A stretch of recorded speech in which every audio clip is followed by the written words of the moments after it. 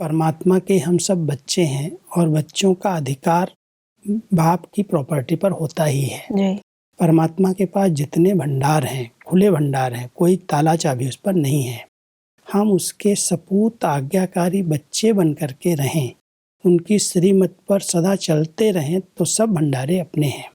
और अगर हम उस श्रीमत में जरा भी मनमत या परमत ऐड कर देते हैं तो देने वाला दाता तो देता है लेकिन हम ले नहीं सकते हैं। तो परमात्मा कहता है भंडारे तो सबके लिए भरपूर हैं और खुले हैं, कोई कितना भी ले सकता है। लेकिन अगर वो सपूत बच्चा बन करके आज्ञाकारी बन करके रहता है तो उसको सब प्रकार की प्राप्तियां होती हैं। और अगर जरा भी आज्ञा की अवज्ञा हो जाती है तो भंडारे होते, खुला भंडार होते भी खजानों का हम उतना ले नहीं पाते। बिल्कुल। परमात्मा कहते हैं कि अभी भी दोनों रूप से, बाप रूप से वर्षा, सतगुरु के रूप से वरदान मिलने का समय है। तो वरदान और वर्षे के रूप में सहज श्रेष्ठ भाग्य बना लो।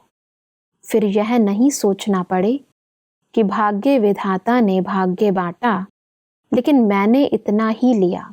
वैसा भक्ति में भी ये कहावत है कि भगवान जब भाग्य बांट रहा था तो कहाँ थे। वैसा भगवान भाग्य कैसे बांट रहा है और उससे लेने का ये जो परमात्मा ने वर्षा और वरदान हमें समझाए हैं, इसको थोड़ा स्पष्ट करें।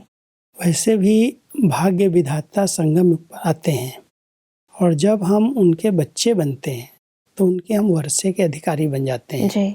और जितना हम उनके श्रीमत आज्ञाओं का पालन करते हैं, आज्ञाकारी फरमान बरदार बन करके रहते हैं, उतना सतगुरु के रूप में वरदान मिलते जाते हैं। जी। तो वर्षा तो हर बच्चे का हक है ही, जो बच्चे बनते हैं उनको वर्षा मिलता ही है। लेकिन एक वरदान मिल जाए, जैसे सब सहज मिल जाए, सहज प्राप्ति को वरदान कहते हैं। तो परमात्मा से सतगुरु के रूप में हमें वरदान प्राप्त होते हैं। तो जो बच्चे श्रीमत पर चलते हैं, आज्ञाकारी बन करके रहते हैं, वर्षा तो सबको मिलता है, लेकिन जो जितना उस आज्ञाओं का पालन करते हैं उस पर परमात्मा जैसे राजी होकर के सतगुरु के रूप में वरदान दे देते हैं। और वो वरदान और वर्षा जिसको संगम युग पर प्राप्त होता है, उसके आधार से वो आधा कल्प तक सब खजानों से भरपूर और संपन्न रहते हैं। जी। फिर भक्ति काल के अंदर अपने अपने कर्मों का अपना अपना फल प्राप्त होता रहता है।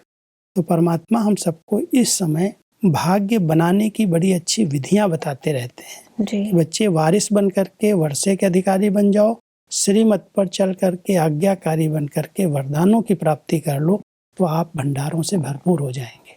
परमात्मा कहते हैं कि सर्वशक्तिवान बाप के बच्चे यथाशक्ति नहीं हो सकते। अभी वरदान है जो चाहो वह बाप के खजाने से अधिकार के रूप से ले सकते हो। कमजोर हो तो भी बाप की मदद से हिम्मते बच्चे मददे बाप वर्तमान और भविष्य श्रेष्ठ बना सकते हो। बाकी थोड़ा समय है बाप के सहयोग और बाप के भाग्य के खुले भंडार मिलने का।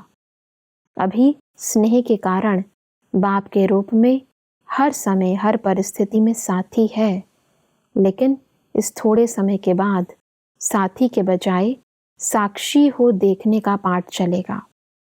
चाहे सर्वशक्ति संपन्न बनो, चाहे यथाशक्ति बनो, दोनों को साक्षी हो देखेंगे।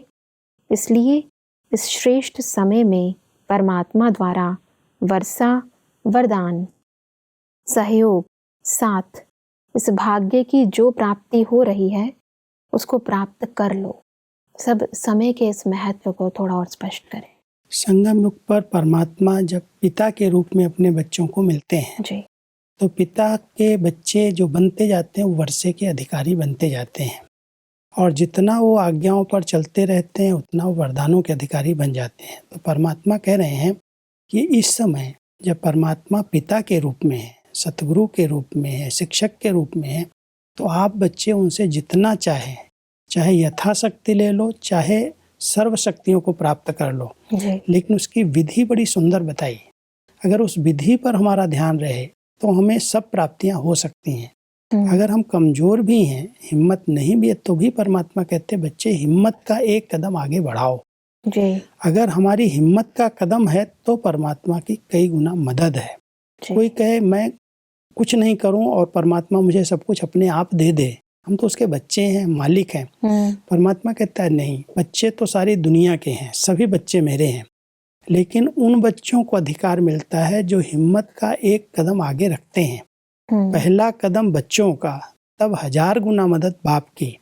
तो अगर हमें परमात्मा से सब अधिकार लेने हैं तो संगम के इस समय के महत्व को समझने की आवश्यकता है। अभी उनका साथ है, अभी हमें पिता के रूप में पालना दे रहे हैं, शिक्षक के रूप में पढ़ा रहे हैं, सतगुरु के रूप में मार्गदर्शन कर रहे हैं।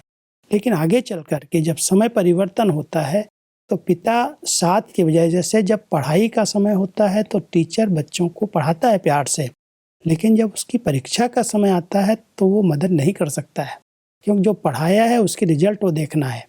तो परमात्मा कहता है जब परीक्षाओं का समय आएगा अंत समय में तो साथ नहीं मिलेगा, परमात्मा भी साक्षी हो जाएगा, क्योंकि वो टीचर है, सुप्रीम शिक्षक के रूप में आप बच्चों को पढ़ा रहा है, शिक्षाएं दे रहा है, बता रहा है ऐसे करो ऐसे करो।